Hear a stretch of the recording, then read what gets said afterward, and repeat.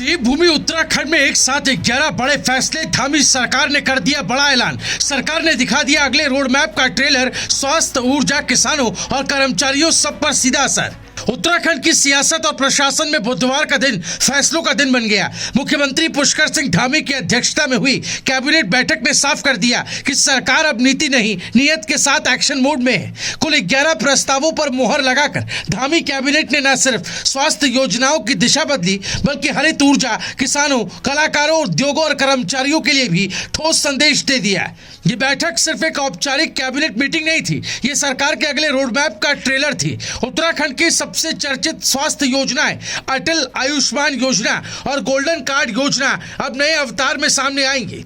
अटल आयुष्मान योजना पूरी तरह इंश्योरेंस मोड में चलेगी।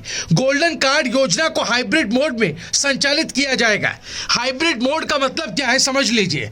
5 लाख रुपए तक के क्लेम इंश्योरेंस मोड में, 5 लाख से ज्यादा के क्लेम ट्रस्ट मोड में।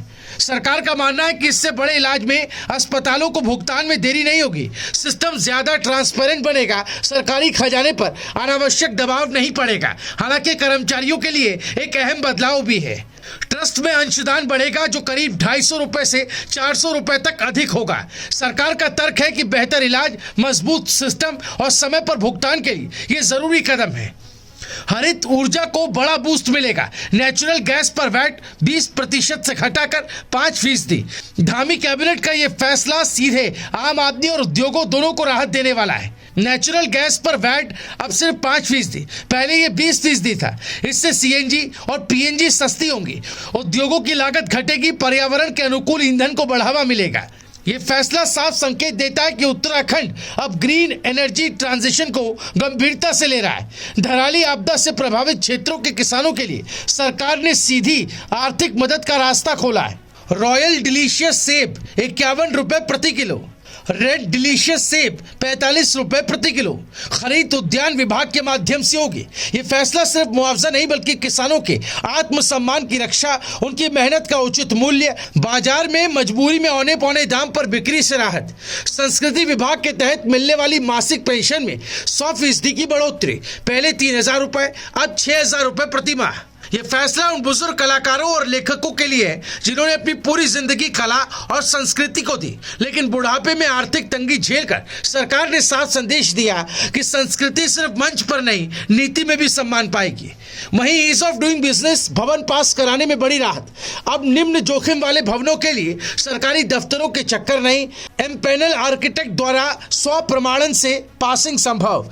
ये फैसला समय की बचत, भ्रष्टाचार की गुंजाइश कम, बिल्डर्स और आम नागरिकों दोनों को राहत, एमएसएमई और उद्योगों के लिए नियमों में ढील, व्यापार सुगमता बढ़ाने के लिए ग्राउंड कवरेज बढ़ाया गया, कंप्लायंस बर्डन कम किया गया, छोटे उद्योगों को विस्तार का मौका, निवेश आकर्षित करने में मदद, रोजगार के नए अवसर। वहीं रेशा विकास परिषद में संरचनात्मक बदलाव, तकनीकी स्टाफ अब ऑप्शनल नहीं, आउटसोर्सिंग के जरिए नियुक्त होंगे। सरकार का कहना है कि इससे कामकाज में लचीलापन, खर्च में नियंत्रण, दक्षता में सुधार होगा। वहीं वर्क चार्ज कर्मचारियों के लिए बड़ी राहत होगी। सिंचाई और पीडब्ल्यूडी विभाग के वर्क चार्ज कर्मचारियों की सेवा अवधि अब पेंशन गणना में शामिल होगी।